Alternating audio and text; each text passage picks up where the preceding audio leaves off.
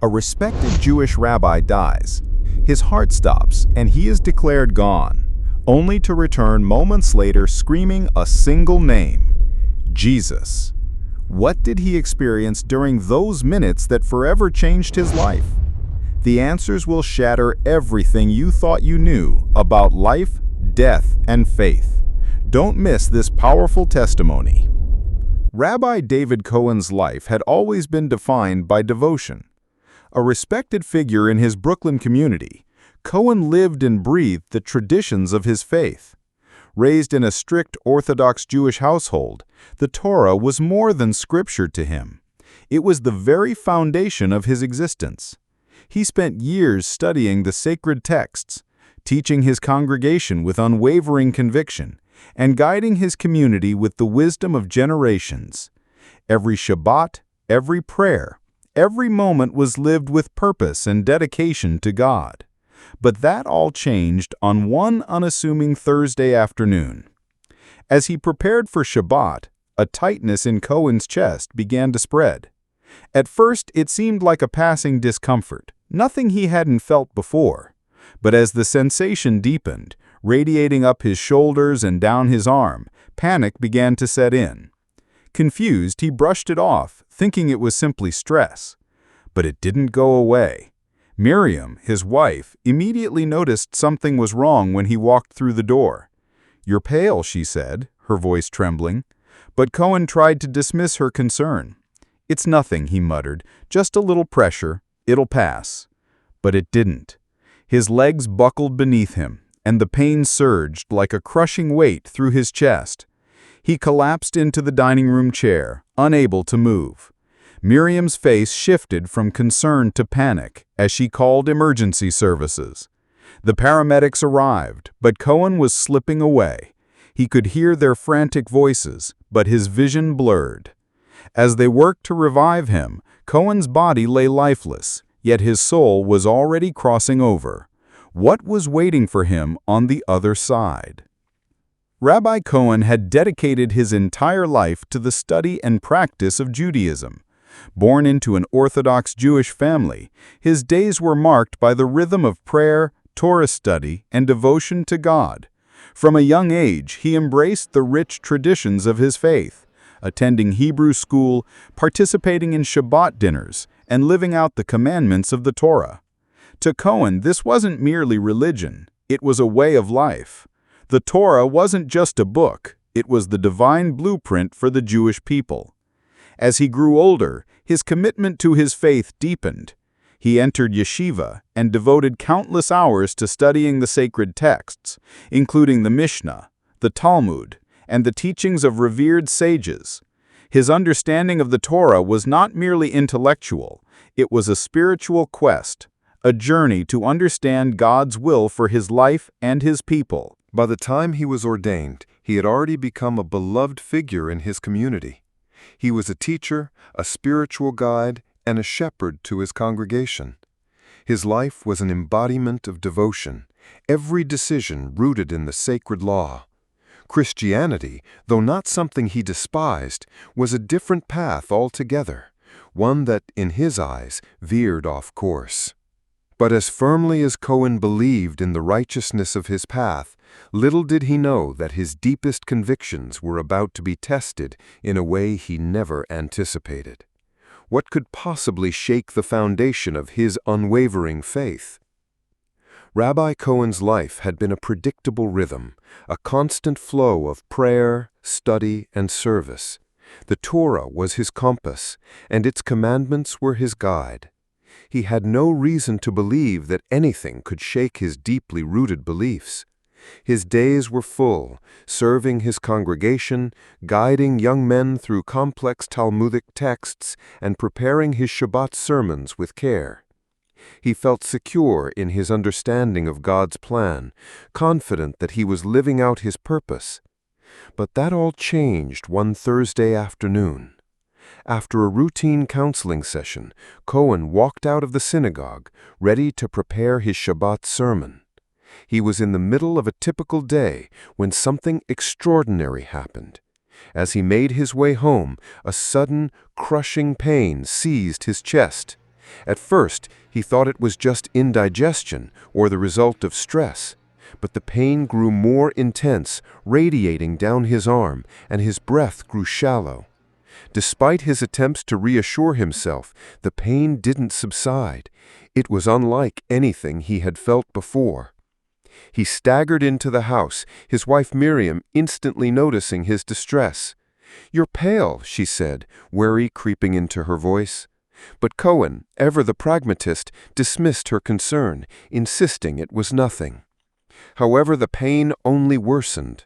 Before he could react, his knees gave way, and he collapsed into the nearest chair. Miriam grabbed her phone, calling for emergency help, as the world around him blurred.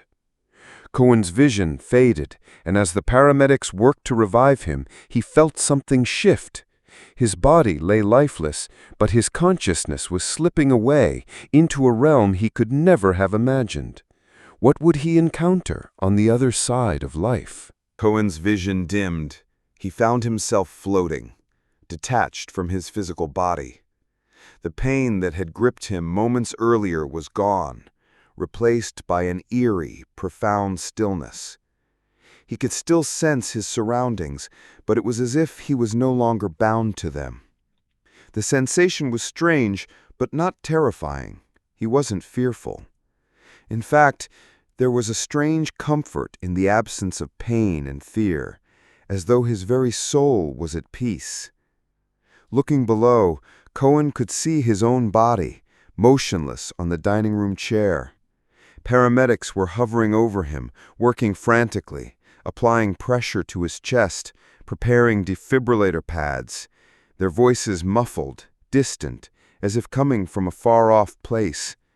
He wanted to call out, to tell them he was still there, that he was aware, but his mouth wouldn't move. No words escaped him. There was no sound, no breath. He was simply a spectator, detached and powerless to intervene. The scene unfolded like a surreal vision. He could see Miriam, his beloved wife, in the hallway, praying fervently with her face buried in her hands, oblivious to the fact that his soul had already crossed over. The grief that welled up inside him wasn't for his own fate, but for the pain his family was about to experience. He wanted to comfort Miriam, to tell her that he was all right, but no sound came. He was trapped in a silent, intangible space. The realization set in. He wasn't just watching from above. He was outside of time, floating between life and death. But as the scene continued to unfold, Cohen began to sense something else, something more profound, an energy, a presence, drawing him away from his body. What was pulling him deeper into the unknown? As Cohen hovered in the space between life and death, a strange pull began to draw him away from the chaotic scene below. The paramedics were still working on his body, but he no longer felt tethered to it. Slowly, the world around him began to fade, not into darkness, but into a soft, all-encompassing light. It wasn't the harsh, glaring light of the sun, nor the artificial brightness of a lamp. This light was different. It was pure, gentle, and alive, surrounding him completely, as if it existed within him and around him at the same time. There was no source for the light. It didn't shine on anything. It was simply present, filling every corner of his awareness. Cohen tried to focus, to make sense of what was happening, but there was no fear, only peace. The weight of the world had been lifted, replaced by a profound calm. It was as if everything he had ever known was now distant, and in its place was a presence that felt both ancient and immediate. The light pulsed as if it were breathing, and with each pulse, Cohen felt a deeper sense of understanding of himself, of his life, and of the greater mysteries he had spent years contemplating. This wasn't the cold, abstract God of law that he had known through the Torah. This was something different, intimate, present, and full of warmth. Every part of him felt known, understood, embraced. It wasn't just light. It was alive, aware, and welcoming. Cohen was drawn closer to the light, not out of force, but an irresistible invitation. Something or someone was waiting for him in the brilliance, a presence that felt familiar yet unknown. Who or what was waiting on the other side of this light?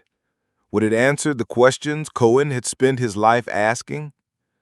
As Cohen was gently pulled deeper into the light, the warmth around him intensified. It was no longer just an abstract presence. It felt like someone was there, someone who had been waiting for him all along. The light began to shape itself, becoming more defined, as if the very space itself was being drawn into form. Slowly, the light began to take shape, not in a way that could be fully understood, but in a way that felt unmistakable. Then, before him, a figure began to emerge. It was not harsh, not demanding. The figure moved toward him with a grace that felt timeless. As it drew closer, Cohen's heart began to race. The figure was clothed in a radiant robe, glowing with a soft white fire. There was no overwhelming brilliance, no blinding flash, just an illuminating presence that seemed to emanate from within. Cohen's breath caught in his chest as he realized who this figure was. The face was not harsh, nor was it unfamiliar. It was the face of someone he had studied about for years, someone he had rejected and dismissed, but someone who had always been present in his scriptures. The figure's eyes were piercing yet kind, full of understanding and compassion. They looked straight through him, seeing not just his actions, but the depths of his soul. As the figure stepped closer, Cohen could feel something stirring deep within him, a feeling that words couldn't quite capture. He wanted to speak, but the weight of the moment silenced him. And then the figure spoke. "David." The voice was not loud, but filled with a power that shook him to his core. It wasn't just a name, it was a calling. What was this figure trying to reveal to him? What was he being shown? The voice, though gentle, echoed through Cohen's very being. The figure before him did not need to say more, yet with the utterance of his name, Cohen's heart began to break open. It was as though every theological debate, every question he had pondered throughout his life was suddenly being answered in a single profound moment. "David," the figure repeated, "you have sought God with all your heart. You have loved him and served him faithfully, but you have missed something." Cohen could feel the weight of those words settle into him, not with condemnation, but with the tender recognition of a truth he had spent his life unknowingly avoiding. The man before him, radiating warmth and love, was Jesus, the same figure he had rejected for years, the same figure whose name had stirred only polite indifference, or at best respectful distance. But now, standing in the presence of this figure, Cohen's understanding was shattered. Jesus was not just a Jewish teacher, nor was he a prophet. He was the Messiah he had read about in his own scriptures. The clarity was overwhelming. The Torah, the Talmud, the countless passages Cohen had spent his life memorizing, all of them pointed to him. The laws, the commandments, the sacrifices, they were never the destination.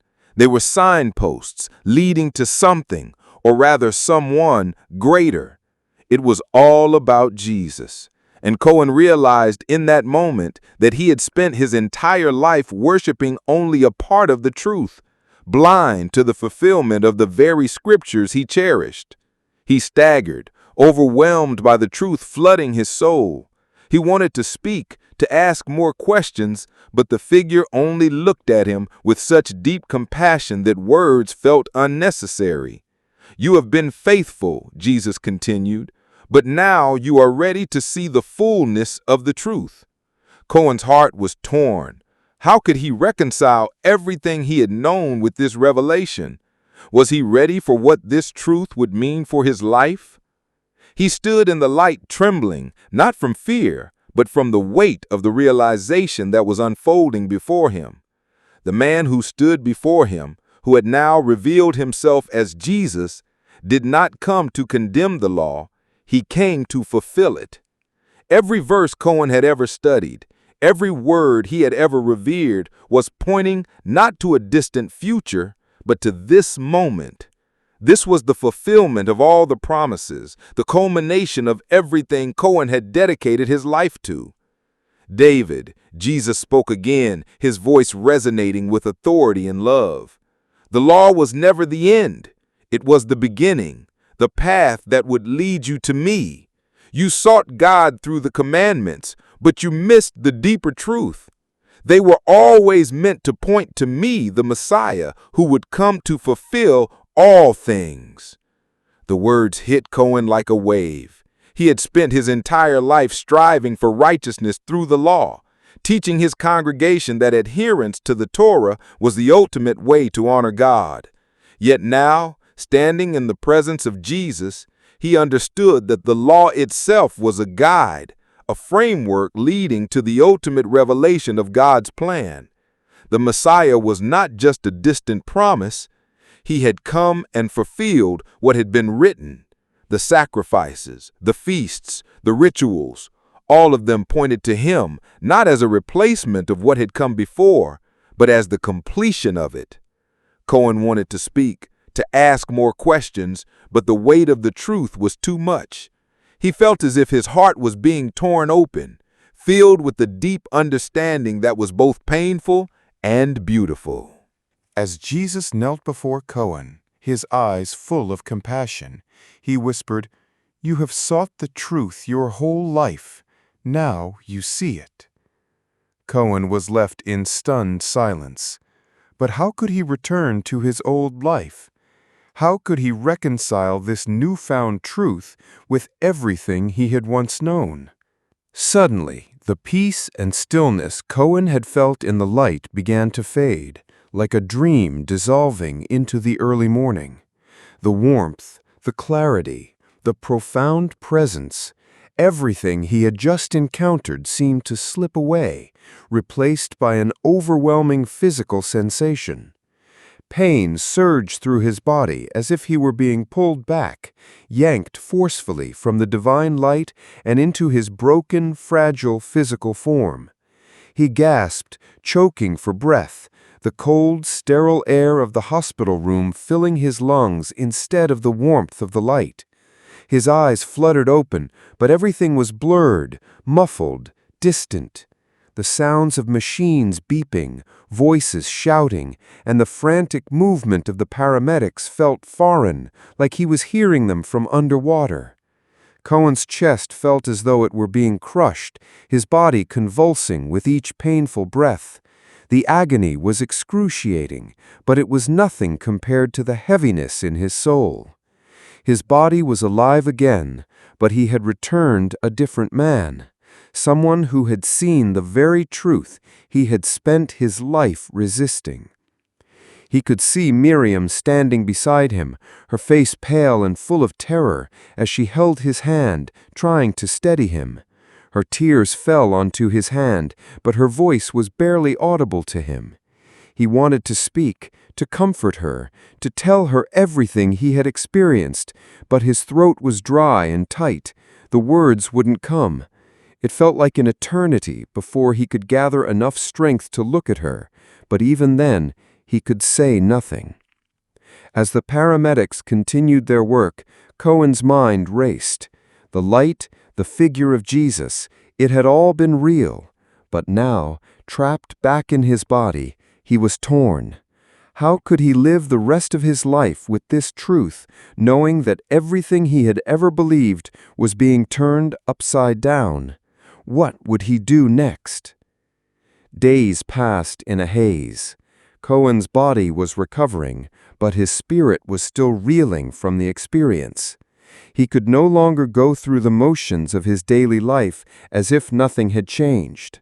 Every corner of his home, every book he had once studied, every prayer he had once spoken, now carried a new weight, a deeper meaning. The scriptures that had shaped his life no longer seemed like abstract teachings. They were alive, resonating with a truth he had once dismissed. The revelation he had received from Jesus was not something he could keep to himself. But how could he share it? The tension built up inside him. Miriam noticed the change in him. She had seen the transformation in his face when he first woke up, but she didn't know what to make of it. For days, Cohen wrestled with his own fear and guilt. He had always been a man of conviction, a leader in his community, a teacher of Torah. How could he now stand before his family, his congregation, and tell them that everything he had taught them for years had been leading them to a truth they were blind to? Finally, he knew what he had to do. He sat down with Miriam and their children in the living room one evening. His hands shook as he spoke, but he knew this was the moment.